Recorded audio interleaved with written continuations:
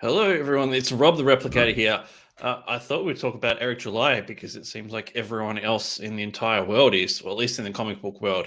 And fair enough, the guy is absolutely killing it. If you don't know who Eric July is, he is, let's have a look here. He is a YouTuber primarily, content creator, gamer, social commentator. He's got like 450,000 YouTube subs, which again, I mean, if you're taking anything away from this whole Eric July situation, that just proves, to me anyway, YouTube is the number one uh, platform to promote and sell comics on. Like, I mean, what he's done, we'll go through in a second, is unprecedented. No one has done anything close to this, and it's mind blowing. It really is. Um, so yeah, that's Eric July.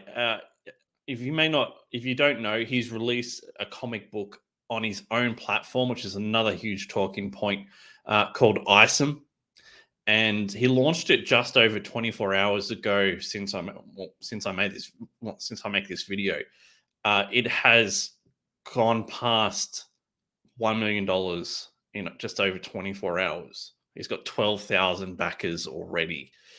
This is just insane. So let's put this in context a little bit here. All right. So when the whole cancel culture stuff kind of kicked off, with Richard C. Meyer getting cancelled from Kickstarter and a publishing deal he had in the works, he released Jawbreakers, and that blew up. And he had 10,000 backers, which he hasn't been able to replicate since, and made $400,000, which is incredible, absolutely amazing. Ethan, DC comic legend, veteran, massive YouTube channel as well. He's got like 120 plus thousand subscribers on his channel. Does crazy amounts of sales everywhere, and is probably the guiding, not the guiding light, like the top dog of crowdfunding comics right now. Right, he did 1,200,000 from just under 12,000 backers. The difference is, like, that was an entire campaign. It's like the whole 30 days plus an extra 30 days plus in demand. I don't know how long this campaign was actually open for, but Eric July has done this in one day. How insane is that? How insane is that? He has in one day got more backers than Ethan has over his whole course of his campaign. He hasn't quite beaten him on the amount raised, but that will probably happen in the next couple of days. The speed of which this thing is going, it's absolutely incredible.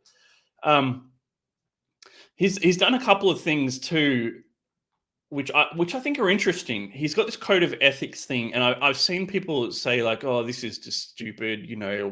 What's the point of doing this thing? I think it's actually really clever. Like, a lot of us feel the same way, and we have the exact same thought process and values and that kind of thing. But because he's so big and he's attracting all these different people that may have had in the past an interest in comics and no longer do, because of various reasons. He's put them in here. So if these people have caught wind of this, they can look over this and say, oh yeah, these might have been the reasons why I left, and then they may pick up the comic again. So basically, he's saying respect the customer, which is pretty simple. Canon and continuity, which is, again, this is like my main thing. Like, characters should die, they should stay dead. There shouldn't be any, timeline, ultimate timeline, parallel universe type stuff. I hate it. I can't stand it. There's no stakes anymore if we take these things away. So I mean, he's got that there. He's got comprehensive timeline. And yeah, I think it's really clever. I think it's not something that we all need to do, but I think for him, because he's casting a huge net. Like, the size difference between him and Ethan, and Ethan is massive, is substantial. So I think it's really like, I don't think anyone could have predicted this success. Let's here's another really interesting metric. Ethan was on a stream with us the other night, and I asked him how many signups he had for Wrecked Planet this campaign here, and he said he had 5,000. Ripper, for example, he had 20,000, and he only had to sign up for like 2 or 3 days. That is how big this guy is. So how has he done it all? Um, he's built up a massive channel and a massive following. Like I said, he's got 400,000 plus YouTube subscribers. I mean, look at all the numbers here. Like, this is ridiculous. 190,000 Facebook followers, 116,000 Twitter followers. And another good point is, like, I see people that have like 500,000 Twitter followers and, like, whatever the amount of Facebook followers they have, but they don't get sales like this. Not even close. Not even anywhere on the same stratosphere. Like, it's night and day. YouTube has been one of the major reasons, I think, that he is just blown up the way he has. He's done something that a lot of us dream of, and it's creating a rabid fan base that will buy whatever Eric puts out. I mean, we're all assuming that what he's going to do is going to be the best of his ability, and I think that's what he's going for.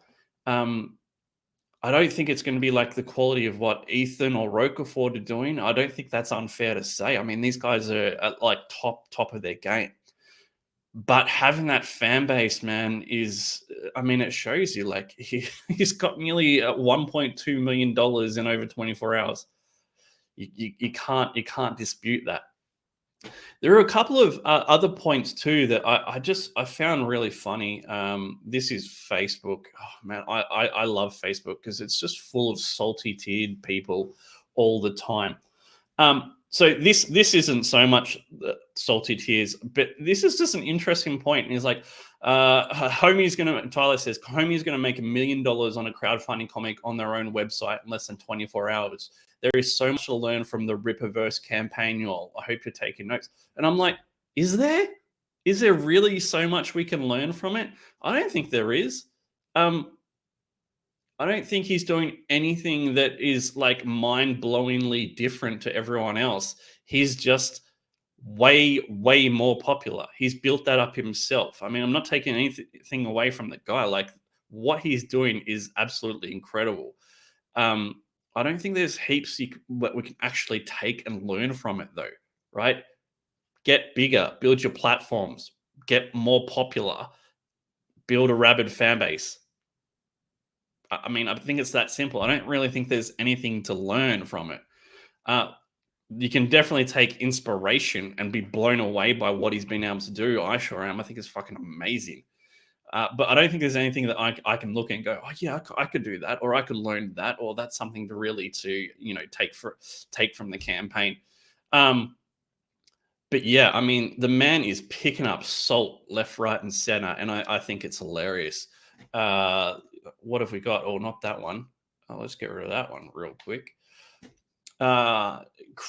Kyron says, why did people get so mad at Keanu Reeves and Wesley Snipes are running a crowdfunding campaign but are okay with young Ripper doing one?